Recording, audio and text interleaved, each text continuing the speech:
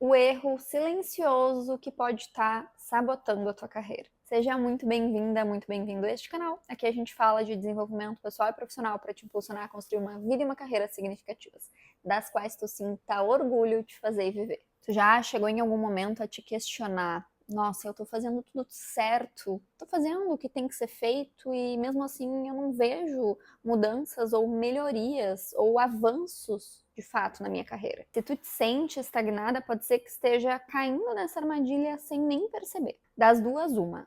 Ou realmente não tem acontecido nenhuma evolução, falta de um alinhamento interno, por falta de um autoconhecimento para traçar e realmente dar esses próximos passos, ou então já tem acontecido pequenas evoluções, pequenos avanços, mas tu não tem conseguido olhar para esses avanços como deveria. E dentre essas duas alternativas, a mais comum é a falta do autoconhecimento, é a falta desse alinhamento interno. E apesar disso, mesmo sendo essa a mais comum, ainda assim o que muitas vezes acontece quando é alguém que está se dedicando e fazendo os movimentos que já sabe, que já tem conhecimento de que são importantes, tá ocorrendo pequenos avanços, mas não está conseguindo identificar esses pequenos avanços como bons avanços, como avanços de fato. Por quê? Pela falta da maturidade emocional, que aí a gente volta ao aspecto do autoconhecimento, não consegue vislumbrar, não consegue olhar, desenvolver esse olhar de longo prazo para entender que esses pequenos avanços fazem parte de um todo e que é assim que funciona. Vamos falar sobre o erro silencioso, sobre esse aspecto do autoconhecimento, desse alinhamento interno que precisa ocorrer para que a gente consiga traçar essas metas, identificar quais os comportamentos que a gente precisa ter para que a gente se direcione e aí sim perceba os avanços que a gente gostaria de ver, consiga realmente colher esses frutos que a gente espera colher. Sinais assim que são muito comuns da gente perceber quando existe essa falta de autoconhecimento. São pessoas profissionais que buscam entender qual é a tendência do momento, que querem participar da tendência do momento, pulando de tendência em tendência. Uma autocomparação exagerada com outros profissionais da sua área, ou inclusive de áreas diferentes, sem muito entender de onde vieram e para onde estão indo, e sem conseguir distinguir que essa jornada é dessa pessoa e essa é a minha. Porque não conseguem olhar para a sua jornada e compreender de onde saíram para onde estão indo. E acima de tudo, onde estão agora? Quais são as ferramentas que tem agora?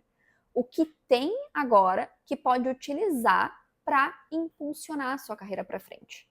E o que não tem? Ou seja, quais as competências que tem, quais as habilidades que já possui e quais não possui? Quais precisa desenvolver? Porque aí a gente começa a olhar para nossa própria jornada, para nossa própria trajetória, individualmente entender o que eu tenho já de forças. Bom, se eu tenho uma ótima comunicação, eu tenho que utilizar disso. Ou se eu não tenho uma boa comunicação, eu preciso começar a desenvolver isso. E aí eu traço estratégias comportamentais para que eu me direcione a desenvolver isso e comece a perceber esses avanços nas minhas competências, nas minhas habilidades.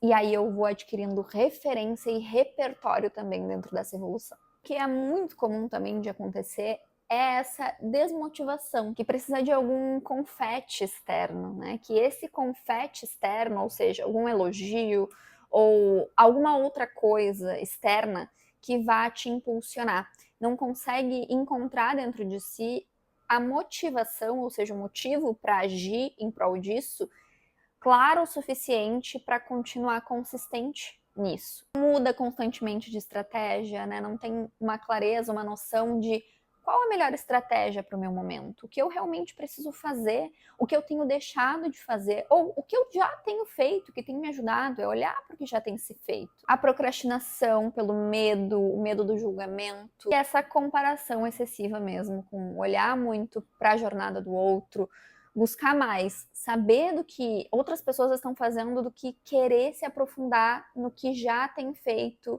e no que realmente precisa melhorar. Mas existe um meio para que a gente possa reverter tudo isso. para que a gente possa se colocar no nosso próprio lugar e dar os próximos passos com autenticidade. E o primeiro passo para que a gente faça isso é o autoconhecimento. É a gente não fugir disso. E eu não quero aqui pintar o autoconhecimento como um mundo cor-de-rosa. Ele nos exige, e não é um processo com início, meio e fim. É claro que, por exemplo, em uma mentoria de carreira, a gente tem ali o processo com início, meio e fim para te direcionar a um objetivo, para te orientar, para te conduzir nesse processo de autoconhecimento com ferramentas apropriadas para isso. Mas isso não significa que o teu processo de autoconhecimento finaliza ali. Ele passa a ter mais, se tornar mais robusto após uma mentoria de carreira, porque tu tem mais ferramentas e mais domínio mesmo, conhecimento de tudo que já tem até aqui. Tem mais clareza para conduzir o seu próprio processo de autoconhecimento. Então, ele não tem um fim depois do processo de mentoria. Mas o que acontece é que a gente se torna mais capaz de conduzir o nosso processo de autoconhecimento. E dentro desse processo de autoconhecimento, o ponto principal aqui, quando a gente está falando de carreira e quando a gente está falando de traçar objetivos e se direcionar a eles, sem dúvidas, é a gente ter a noção do que é sucesso para a gente, individualmente. Esse é um ponto muito importante. Porque não tem como a gente se direcionar, não tem como a gente olhar para frente e traçar os comportamentos que a gente precisa ter se a gente não souber onde a gente quer chegar. E aqui eu tô falando de detalhes. É pensar com uma noção clara do que a gente quer. É comum, e eu já falei em alguns outros vídeos aqui sobre essa definição de sucesso, e eu acho que cabe aqui eu gravar um vídeo só sobre isso, sobre essa definição de sucesso e dos nossos valores, que é a gente ir a fundo nesse questionamento. Então, o que é comum de acontecer? Quando a gente chega num processo de mentoria para trabalhar essa definição de sucesso. Ah, eu quero liberdade financeira. Mas é importante aqui que a gente vá a fundo no que é liberdade financeira para mim, o que ela representa para mim. Por quê? Para mim, liberdade financeira pode representar uma coisa e para ti outra completamente diferente.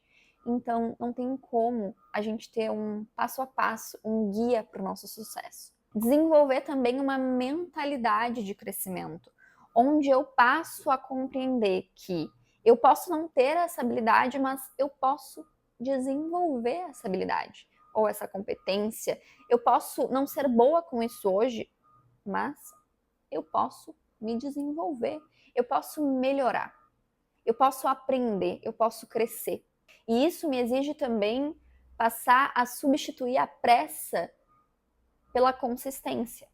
É entender que os meus comportamentos hoje não trarão, muitos deles, um resultado hoje, mas sim no longo prazo. É a mesma coisa que a gente já conversou aqui sobre um treino, sobre treinar. Eu treino para ter saúde. Eu vou treinar hoje e vou ter esse lucro hoje ou eu vou ter no longo prazo? E quais são os motivos que me colocam ainda mais em conexão com esse longo prazo? Por exemplo, eu quero ter saúde para cuidar dos meus filhos, para criar os meus filhos, para ter filhos.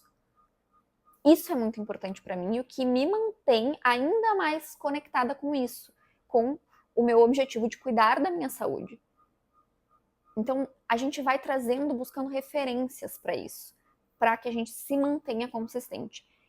E isso também tem um papel importante, o autoconhecimento tem um papel importante para que a gente tenha essa noção do porquê é importante para a gente. A gente precisa também começar a desenvolver um autodomínio, a dominar tanto os nossos dias, então ter uma rotina alinhada, uma rotina consistente e alinhada com o que queremos, com a vida que queremos construir. E aí tu pode pensar, mas hoje eu trabalho em algo que eu não gosto, eu estou num processo de transição de carreira. Ok, mas dentro disso, quais os pequenos ajustes que eu consigo fazer?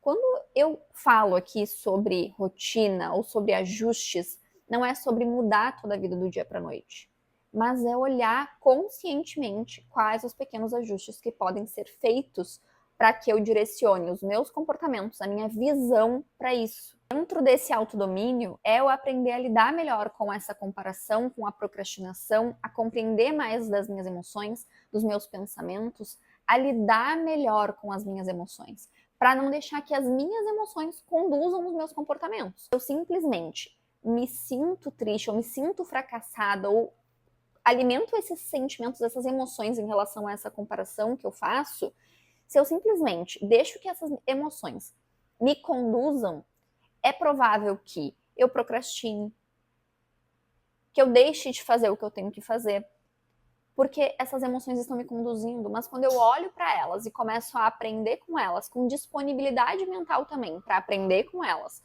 para fazer com que elas me mostrem algo que talvez eu preciso ajustar, como a minha autoconfiança, como a entender o que tem feito com que eu me compare mais, o que tem ativado essas emoções em mim. Então, quando eu assisto tal coisa, ou quando eu vejo tal pessoa, ou tal tipo de conteúdo, eu me sinto de tal maneira. Então, é olhar para aprender com essas emoções também.